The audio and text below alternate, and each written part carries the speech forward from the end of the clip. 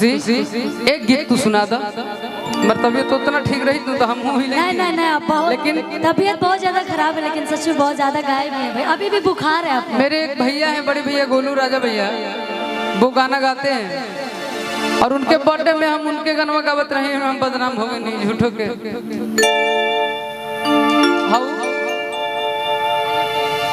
ना ना ना ये हो ना तोहरा पर केहू ताके तो तकलीफ होखेला, लेकिन ये लाइन हमनी अपन सोनू भैया खातिर कहो, धनंजय भैया खातिर कहो कि तोहरा पर केहू ताके तो तकलीफ होखेला, कि तोहरा पर केहू ताके तो तकलीफ होखेला,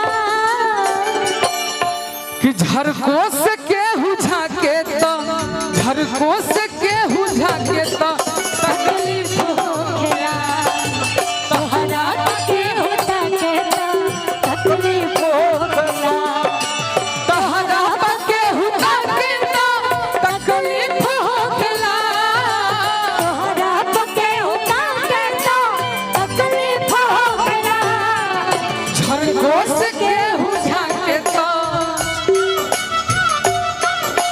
झरको से केहू झाके तो तकलीफ होखेला, तोहरा पर केहू ताके तो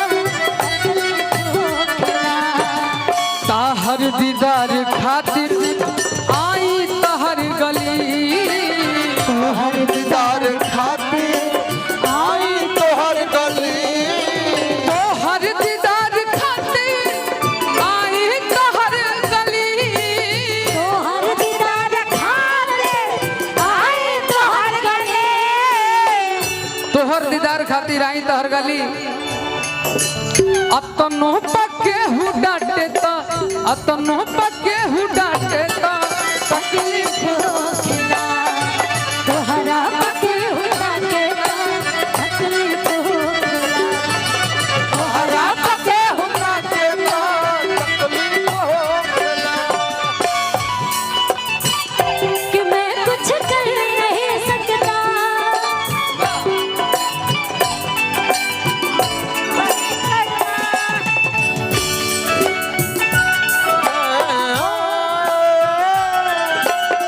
मुस्कुराने की बात करते हो, आँख है भरी भरी और तुम मुस्कुराने की बात करते हो, तोहरा पके हुताके तो तकलीफ होखेला, तोहरा पके हुताके तो तकलीफ होखेला।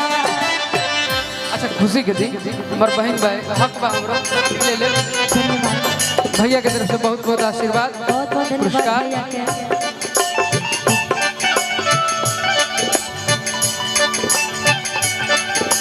ताहर दीदार खातिर आई तहर गली, तोहर दीदार खातिर आई तोहर गली, ताहर दीदार खातिर भाई तरफ से हमारे छोट भाई की तरफ से खुशी को बहुत बहुत पुरस्कार आशीर्वाद दे दिया हमरा बाद में।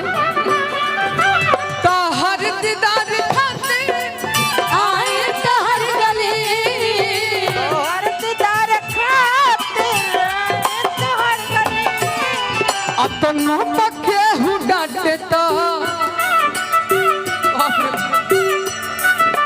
क्या नाम है आपका? हाँ? ऋतिक सिंह। ऋतिक सिंह। अब जितने मासूम हैं चलो ठीक बा भैया के दिला आशीर्वाद कि अतनो पके हु डांटे तो तकलीफ होखेला, डांटे तो तकलीफ होखेला, तोहरा पके हु डांटे तो